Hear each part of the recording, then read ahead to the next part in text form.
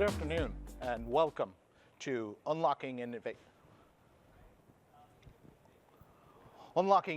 in Government with Microsoft Cloud and AI. My name is John Doyle. I'm a Senior Director at Microsoft, focused on government, defense, and intelligence sectors. Over the next 45 minutes, we're going to have an opportunity to show how government, both local, state, federal, national, whether you're here in the United States, Europe, APAC, and how to lean into becoming a frontier organization and go through that frontier transformation. You'll also have an opportunity to hear from government leaders here locally in the Bay Area, and also a number of our partners who are really focused on innovative technology and bringing it to help citizen services around the United States and broader. I'd like to get started, though, by grounding us in some of the challenges that governments face collectively over a number of different years. Let's get started by workforce advancement. What I mean by that is you as government leaders are always having to keep pace with technology, which is an ever constantly changing landscape. You've got to assess skills of your employees in the public sector, and you've got to be able to on-ramp them with technology, our skills and training at various different times. The third is trust and security. And here what I'm referring to is the ongoing increasing attack surface area due to threat actors around the world, accelerated by artificial intelligence and Gen AI. In the first half of 2025 alone, we've seen a 65% increase in ransomware attacks targeted at government agencies. And only 30% of those agencies have the ability to sustain that attack or not have a disruption. Finally, which has always been the case, infrastructure modernization, both physical and digital, is not keeping pace with what we need to achieve. And you're probably looking and saying, okay, well, we've had these challenges for a long time now. They're not necessarily new. And that is absolutely the case. If I was standing here a year ago, they'd probably be similar. Maybe the emphasis would be a little different. But the opportunity has changed in terms of how, still with budgetary constraints, the opportunity going forward has changed in terms of an inflection point with AI. And that's the change in terms of how we can address these challenges going forward. I picked these three stats predominantly to kind of share how government leaders across the broader universe are thinking about AI. And the first one, 70% of government bodies surveyed are piloting, are thinking and planning about bringing AI into the workforce to help support decision-making and improve internal processes. 67% are focused on that second pain point. How do you improve that continuing to rise citizen experiences? And that third one here, 75%, is the one that I'm super excited about most, because it shows even in the public sector, quite coincident with the private sector, that all government leaders are also thinking about bringing AI agents in to help increase capacity and efficiency within the organization.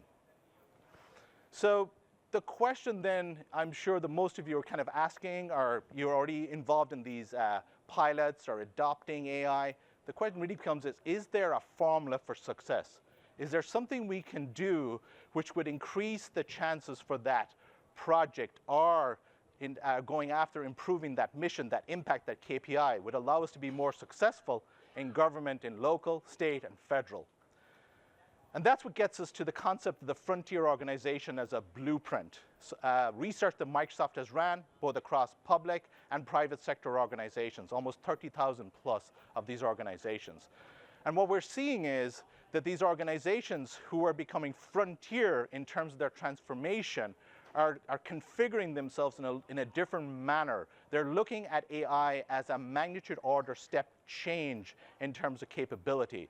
They're not looking at bringing AI in at the edges. They're really trying to bring it in at the center and try and use it more to augment the employees in terms of their experience, allowing them to do better work and allowing them to unleash their creativity and to create that hybrid work environment.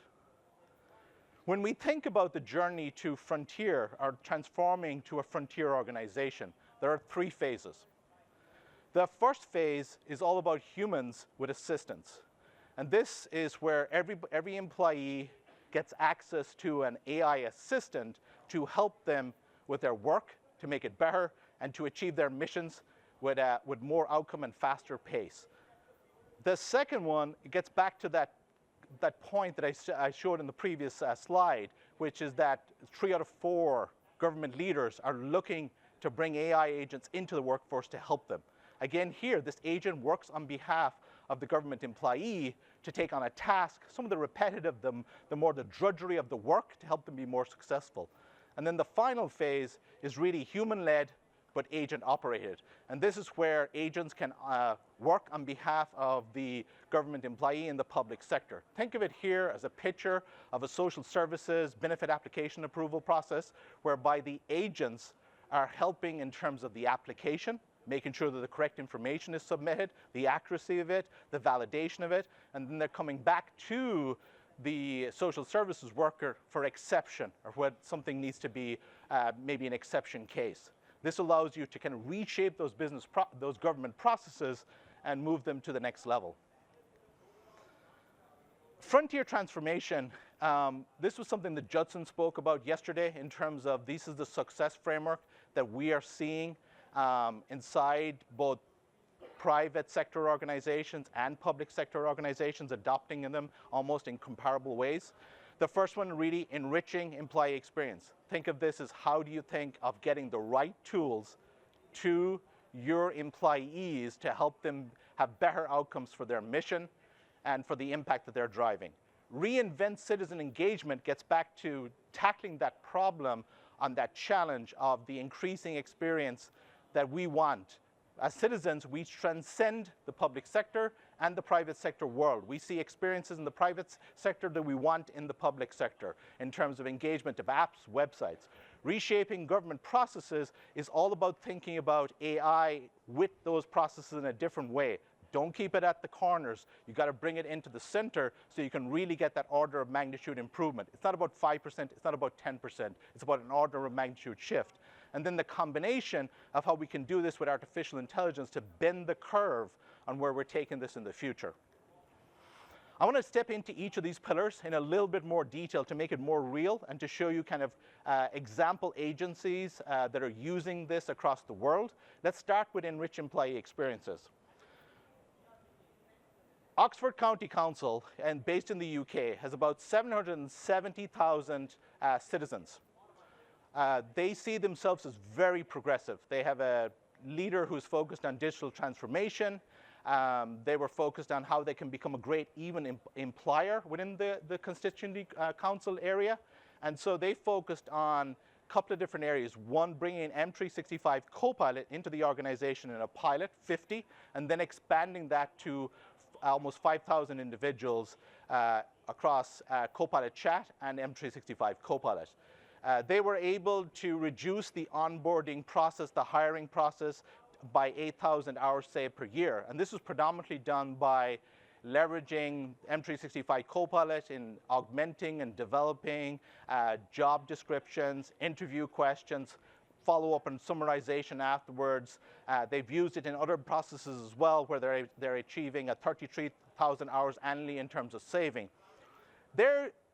When I think of them, I see them as really, because their focus is moving to be that frontier transformation, leaning in, bringing AI into the center of the organization.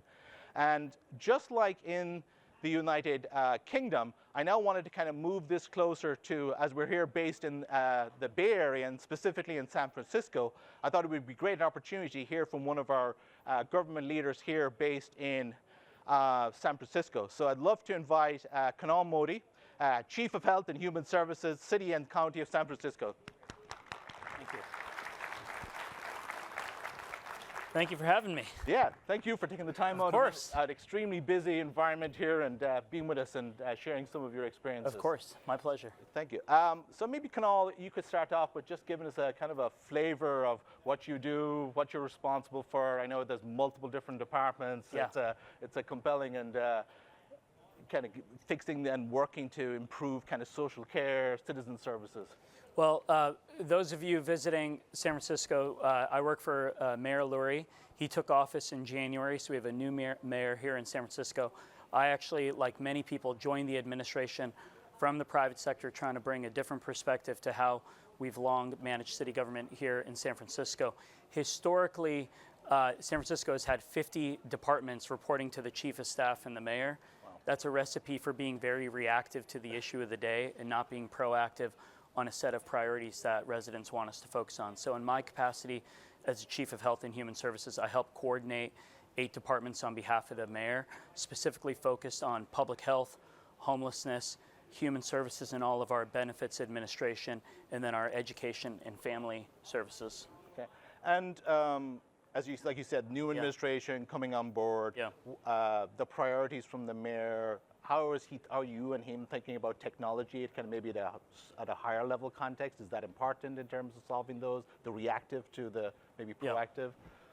So the mayor really has 3 big priorities that he's trying to drive on behalf of the city. The first is absolutely public safety, and part of that is tackling our behavioral health, street conditions, homelessness crisis. I spend a lot of my time thinking about that priority.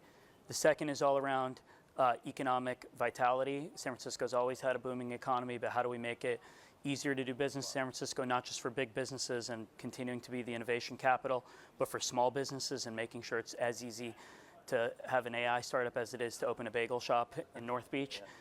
And the third is all around affordability and making sure that, as we continue to grow, as we continue to innovate, that San Francisco can be a place where everyone lives. We don't think of technology as like the 3rd or 4th priority. It's sort of the foundational priority because San Francisco doesn't lack for a sizable budget. It doesn't lack for a lot of talent and innovation, but we haven't always deployed our resources in the best way in service to the priorities that we're trying to advance. And so what we're trying to do is really change the way government works, not just for effectiveness of program delivery, but for transparency, for accountability, for our residents to believe that their tax dollars are generating a good ROI, for our visitors to see when they visit that this is a place that they want to invest, that you want to bring conferences back, that you want to do business here. And so we think of technology as really kind of the how you do the work, not as like another priority on the side. When we chatted a couple of weeks ago, one of the things that I remember from the conversation, one of the things that struck me as kind of something I thought I'd bring up here. You mentioned that you went through it already, the different departments, and you could have potentially somebody that's fallen a little down on their luck in terms of becoming homeless, and they're trying to get services or trying to get some type of funding effectively, but their profile is slightly different and the challenges they face. I thought it would be interesting to maybe share that, and then how we could use technology to think about that in the future. Part of the challenge that we've had for a long time here in San Francisco is we've been very program-centric from government out rather than person-centered. And when you think about our outreach teams that go out every day and encounter folks who may be in crisis on our streets, whether it's just a shelter issue or they're dealing with a behavioral health crisis or in the grips of addiction, that outreach worker shows up and they don't actually know a lot about that person, even though as a city, we technically know a lot about that individual. They may have been gone to the hospital, and we're a city and a county, so we run the public health care system. They may have a record in EPIC, which is our EHR. They may have had an interaction with law enforcement, and they're part of our jail management system. They may have applied for benefits at one time or had Medi-Cal, their Medicaid services from another county. And we have all those signals.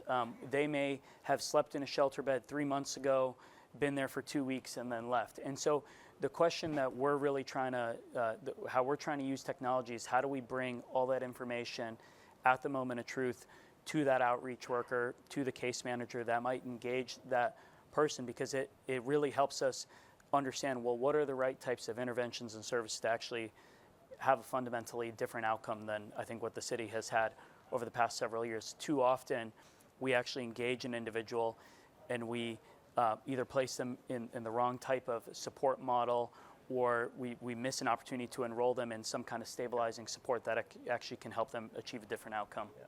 And then that one, it reminded me as well, because one of my previous kind of is on like improving kind of contact center call-in, and one of the things you're trying to do is get the profiles aligned so you can identify and give them better Absolutely. experience. And so it sees like how you can take the technology, reapply it, and get that outcome. I mean, it's a unifying data type problem. Yeah, absolutely. Siloed data effectively impacts the solution. Okay. And not just on the unifying data, but then like, what is the next action? Yeah. Right? I mean, there's so many times where case managers are sifting through these program manuals and trying to look at paper of what shelter beds are available. I mean, those are things where agents today can help understand if you can surface that information to tell, well, here's a recommended next action plan for that individual. So you can take case managers and our social workers that we're desperately trying to all have more in our workforce and give them the tools to actually be more effective. Cool. Yeah, I mean, being able to tie these systems together and then the caseworker who is like busy trying to have a great relationship with the individual and then trying to consume the different data by having that next best action in the tool that would suggest here's 5 things you can go do. Even co-piloting a tool like that could be amazing. And to do the reporting and the compliance and the note-taking that goes with that, how do you... Okay. Yeah. Maybe one of the things that just recently, I think approximately 6 months ago, Mayor Lowry and the broader administration kind of announced that M365 Copilot Chat would be made available to San Francisco County, all the employees. I'm curious, maybe first of all, twofold question, but starting off with, given your role as a government leader here, how do you use AI on a day-to-day basis or Copilot Chat, and what's your kind of experience, and what are some of the impressions?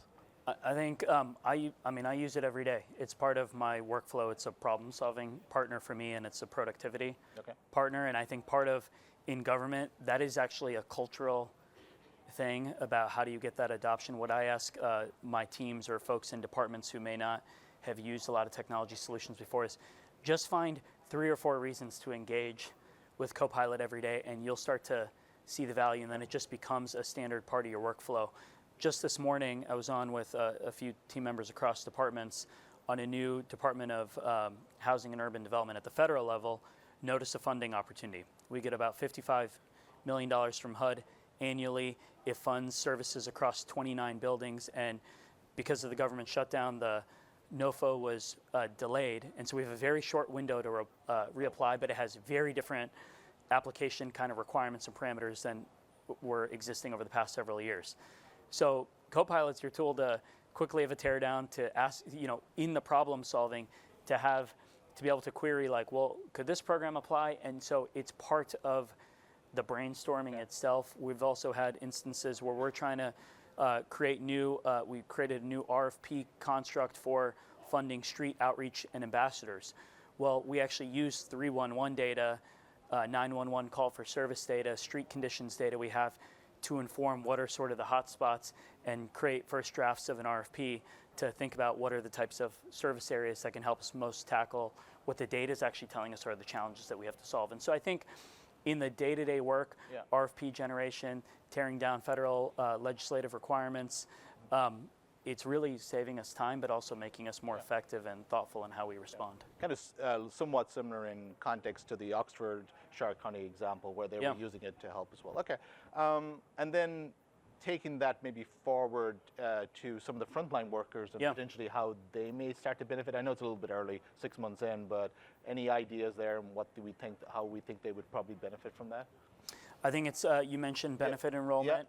There's a lot of big changes at the federal level, obviously around Medicaid, around food assistance. And so when we go down into at the county enrollment office, helping people process documentation, verify work requirements, understand if people have met the eligibility, we want to put these tools closer and closer to the front line, because those kind of wait times, how we think about the SLA of the turnaround, they haven't always been what we've wanted them to be, but we want to hold ourselves to a higher customer experience standard. And so we're trying to push more solutions to every time I go into an office and I see someone sifting through policy manuals, that's an opportunity for us to deploy AI solutions to help them do it, which is not just about time savings, but it's also effectiveness, right? Yeah. I mean, it can summarize it and reach out, understand, help and companion to understand the legislation as well. maybe then, as we kind of look towards the future, and you've got lots of different folks here across state and local, maybe from outside the U.S. as well. Kind of based on, and you for a number of years you worked in McKinsey as well, background helping state and local governments. What would be kind of your advice in terms of this revolution that's occurring? Some of these projects have not been very successful because maybe not focused on the mission and the impact and the outcome. What would be some of your advice and guidance based on kind of your background and now your new role here? Well, I just love how many people are in this room. I think state and local has not always been kind of the focus area for a long time, and I remember being in conferences like this 5-6 years ago, and it would be a lot of federal, and it'd be very defense and maybe healthcare. But we have lots of really important use cases in social services, in education, in career tracking, that we're trying to deliver better customer experiences. And it has been fragmented historically, which is why I think it's been less obvious for partners to want to dedicate time and build solutions. But now that we can build fit-for-purpose tools much faster, I mean, there's a huge imperative on our side to deliver value from a lot of our kind of siloed programs that are meant to collectively add up and make a difference in citizens' lives. So I think it's to not lose sight of the use cases that are beyond the typical defense and healthcare and education that had kind of been either the Fed or SLED market, and to look at the downstream use cases, because that's actually where there is a tremendous amount of spend, but there's always been lagging effectiveness. And so we view this as a moment to really take the technology as it exists today that maybe wouldn't have even been at scale to deploy 2-3 years ago, and pay attention to those use cases now. Great. Well, thank you for your time. Thank you. I really want to. it. I mean, taking time out of your busy day to come here and help us out. So round of applause, please. Thank you for being in San Francisco. All right.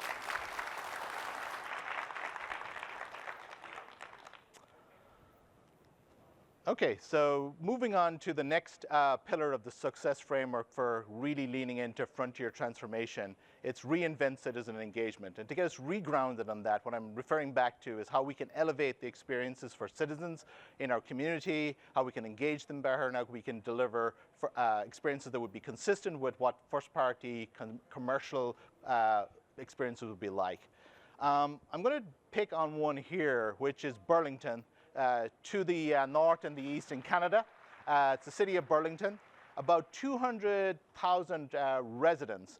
And one of their challenges was, again, many manual processes, but also their customer service was also somewhat in person. And that's pretty difficult to scale. It's also pretty difficult to have somebody who's knowledgeable in all the potential questions that could come up. And so they took Microsoft Copilot Studio. It's our low-code, no-code tool for building AI agents. And what they did within 8 weeks was built an agent. They called it 𝗬𝗀𝗶𝐶𝐵, and they deployed it on their website. Now, you're probably going to think of this in different ways. Some people refer to it as a chatbot on the website, a virtual assistant. And I kind of want to make sure that there's been a history of these types of chatbots and virtual assistants of being super poor. And that has been the case. But with generative AI, there is a step change in what these can do. These generative AI agents can do. They can move it from addressing something like 10 to 15% of questions to 80% of questions. The other benefit is when they transfer it to the customer service rep at the city, that person, the employee, has all the context as well. So kind of call out to make sure you don't get biased by, like 4 years ago, these chatbots. It's completely changed with generative AI. The second thing they did was a little bit of leaning in on the process, and they identified permit approval as an area that they wanted to lean in and improve. Permit approval, the process, the application. If you're in the commercial space, you typically have somebody who knows exactly what they're doing, super skilled, can knock it out of the park. If you're in residential, which they were focused on improving, if you've got somebody like me, I don't fill out permits a lot. And I will typically get it wrong when I've had to go do it because I just don't have the knowledge base. And I'm going to make a mistake. And what they were seeing is that on average, it was taking 15 weeks to do that process because you left out a piece of information, you don't understand the regulation. And so with they built a self-service portal whereby they can have an AI agent help the person filling out the application, and then the whole process of taking it through the process for approval and reducing that from 15 to 5 to 7 weeks, depending on the particular permit. Again, here, There's examples that can be correlated to social care in terms of benefit approval, similar types of examples. But I wanted to take this a little bit further now and show how beyond city-specific services, we can take this into helping the citizens be aware of upcoming different weather patterns, climate vectors changing at a very granular level. And so I'd like to invite Cole Swain from Tomorrow.io, Senior Vice President of Strategy and Partnerships. Round of applause, please.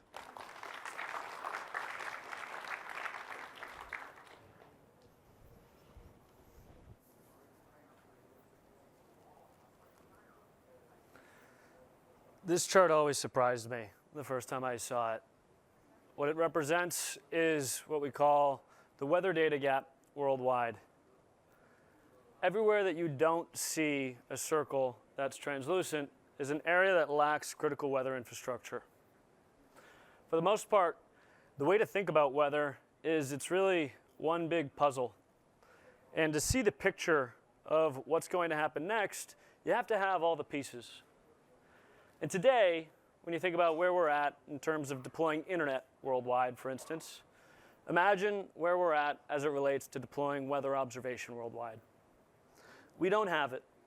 About 90% of the world lacks the same radar capabilities, for instance, that most all of you today have in your pocket, that you check at a barbecue, you check at a football game to understand if it's going to start raining in the next 30 minutes, in the next day, in the next 2 days.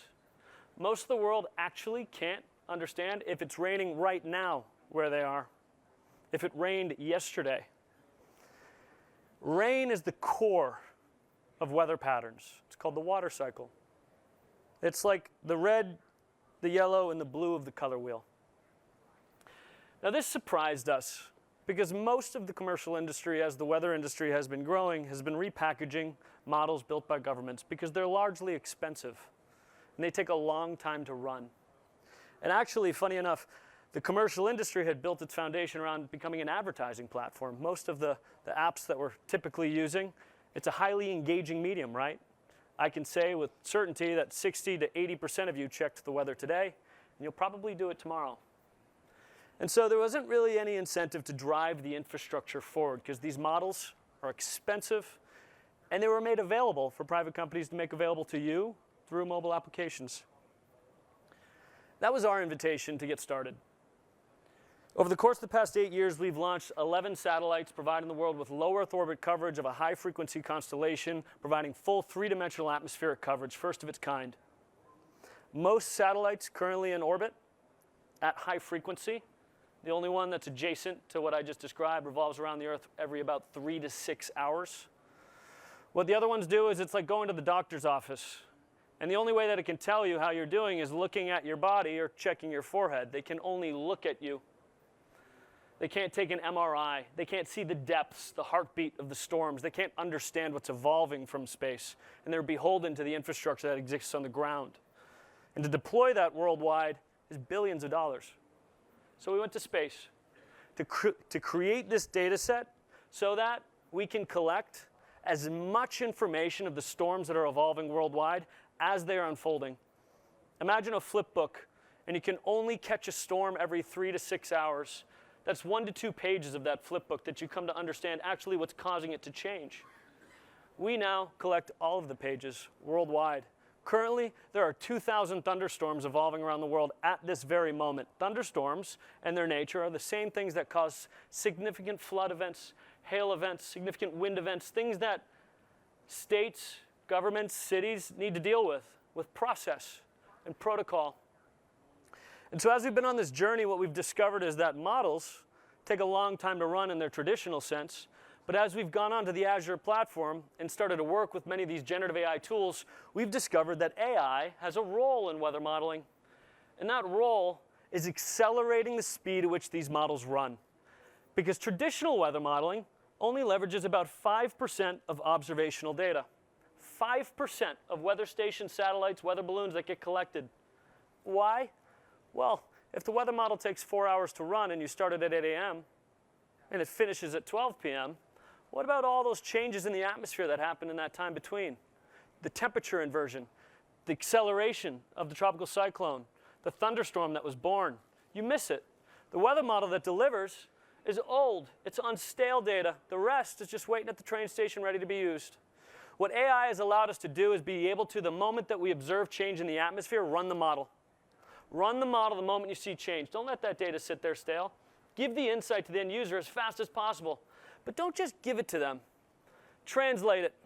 Translate it to something that's actionable. Work with our customers. Work with the different state agencies, cities, governments around the world, to help develop protocol, to develop systems that you can put in place that say, when X, Y, and Z occur, this is what we do. And if we get it wrong, that's okay, because we can come back in here and log it and improve on it.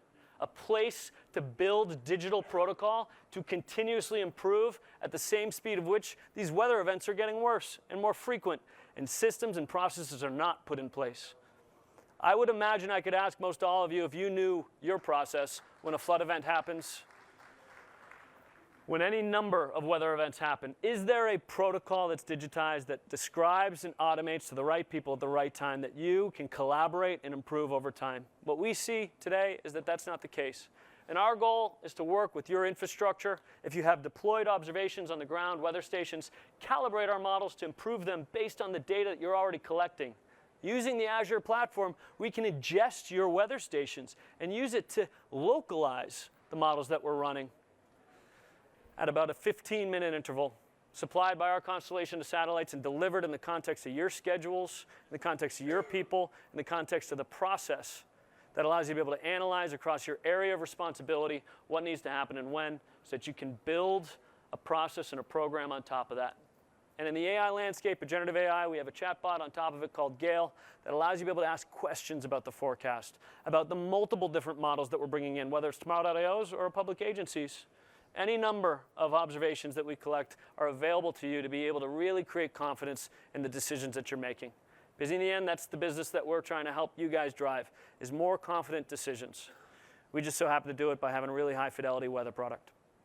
Appreciate the time. Hope everybody has a great day. Thanks. Great, thank you, Cole. And I think that's another great example of reinventing citizen engagement, combining with previous examples. But let's move to the next pillar in our success framework, reshaping government process. And this is all about thinking about things differently, thinking about your mission and the outcome, not necessarily the technology and the process. We want to focus on how you can reshape it using AI and get that magnitude order of improvement. An example here, I'm choosing one from Public Investment Corporation based out of South Africa. They are responsible for managing they're an asset management firm. They're responsible to the South African government for investing their money and getting a return on that money. Fundamentally, the process is super long. It used to take 12 months because they've got to go in, they've got to do analysis, they've got to do the research, they've got to bring it forward, they've got to get it back to their board for approval. It's got to be regulated, controlled, so that afterwards it can be evaluated because it's a government regulated process. In net, they brought in 𝗦𝗽𝗲𝗀𝗻ici𝗿 Copilot, helped them a lot in terms of doing that upfront research where they were able to take all that data, lots of different documents, lots of different submissions, and being able to really use things like the agents to analyze the data. Additionally, they used it to generate PowerPoint decks, Word documents to help them accelerate the process. And what they've been able to achieve is to take that business, that government process down from 12 to 6 months in terms of an investment. And as we all know, if you're trying to decide on an investment, time is money, and there can be investments that go to the side that they were not able to follow up. And so for them, they've been able to make this improvement. Now moving to another example here, and I want to invite another partner who's super innovative in technology and has been working with the city of Raleigh as a destination that continues to increase. And Chris is going to talk to us a little bit about how Microsoft, Esri, and NVIDIA are working with the city of Raleigh. Thank you, Chris. Great. Thanks, John. Hi, everyone. I'm really excited to see you all today to tell you a little bit about the project that we worked on with NVIDIA, Microsoft, in supporting the city of Raleigh, North Carolina.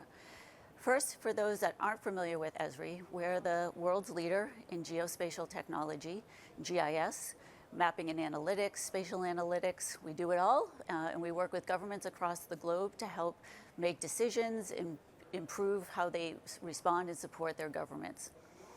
We're partnered with Microsoft, and we support kind of the enterprise of government through that partnership. Microsoft enables us to both run on Azure. We can run ArcGIS, which is our technology, in Azure. We can also bring our tools to where you work in other Microsoft productivity products like Microsoft 365 or Power Automate. And more recently, we had some announcements this week where we're bringing our tools, our map viewer and our geoanalytics capabilities to Microsoft Fabric. That partnership then enables us to, again, help how we work with governments across the globe. The example that I'm going to go through here today is a problem that Raleigh has been facing because of a significant increase in population. Lots of people are moving to Raleigh, and they need to understand how people are moving across their city. Where are they seeing challenges? Where are they seeing a high concentration of people at different times of the day that are impeding transportation throughout the city? They needed to not just also look at vehicles. They have a lot of pedestrians moving around the city. They have people on bicycles, and they needed a way to understand all of that data coming in and to make sense of it and to be able to react upon that. So working with NVIDIA, they're the first kind of piece of the puzzle. The city of Raleigh has cameras across the city at every intersection. NVIDIA's deep search capability is taking in that feed and is going through and identifying how many pedestrians are moving across an intersection, how many vehicles, how many bicycles, and they're cataloging all of that information, which is then coming into Esri's ArcGIS Velocity product, which is our real-time capability. We then take that information and we display it on a map and give you the ability to see it, which you all will in just a moment, as well as, again, to react upon it. So it's not just about the visual analytics in this case, it's being able to interrogate the data, make sense of that, and decide how, through AI capabilities, it's going to alert me and help me understand what I need to do to mitigate certain situations as they're happening across the city. So let's get started.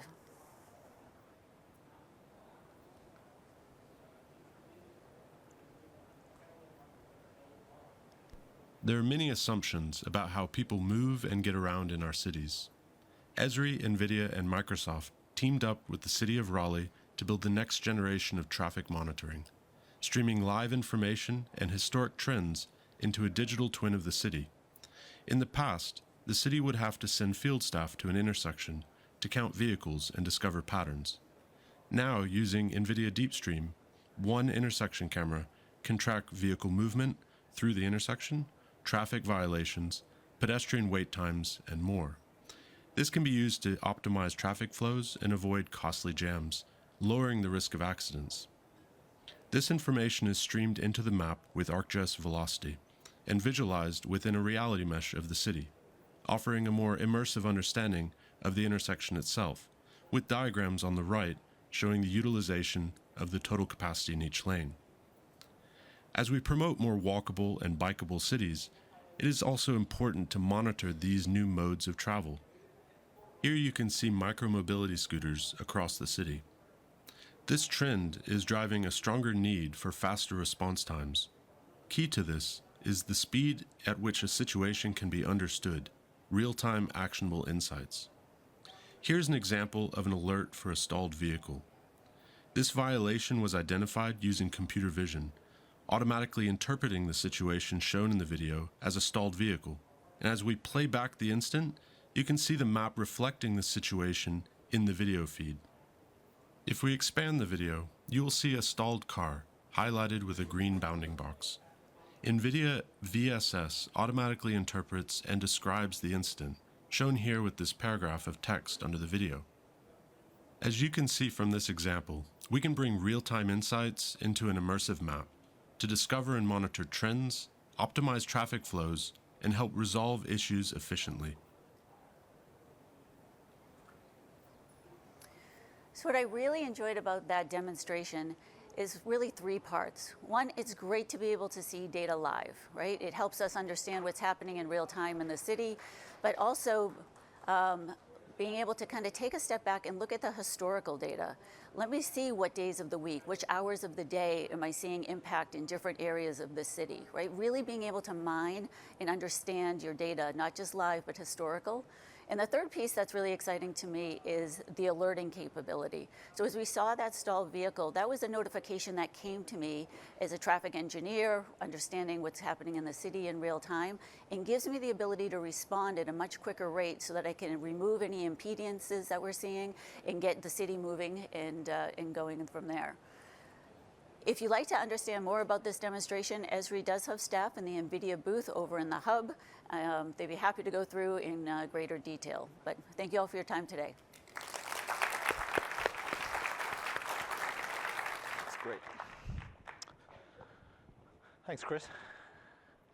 Okay, just to kind of recap, we've gone through the three of the four pillars: enriching employee experience, reinventing citizen engagement, and reshaping government processes.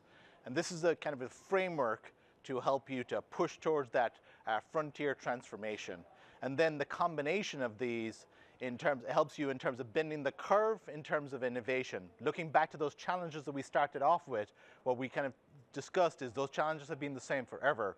There's an opportunity and an inflection point here with AI to take a different step approach to addressing these challenges.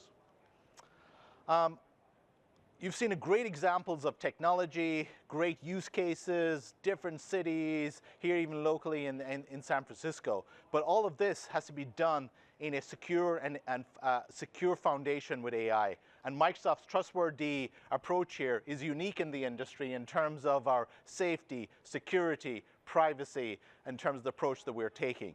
And so I wanted to kind of pause here and make sure this is super important in government, whether in local, state, or federal, or anywhere in the world. Microsoft has an approach which allows us to apply it to the government at the agency of the particular case. Whether it's in Europe in terms of sovereignty, we can meet those needs. In terms of the way we roll out our infrastructure, we've got the right compliance. And then this also helps in terms of unlocking the human potential. I wanted to kind of summarize here by saying thank you, and we really appreciate you taking the time today. I think these are QR codes, so please take a snapshot of them and they'll help you connect with Esri, Tomorrow I/O. What we started off, we had the pain points, we introduced the frontier transformation, we went from there to the success framework, the four pillars to use in terms of how you can drive AI adoption within your agency, whether it be local, state, or federal. I do want to call out one more item for tomorrow.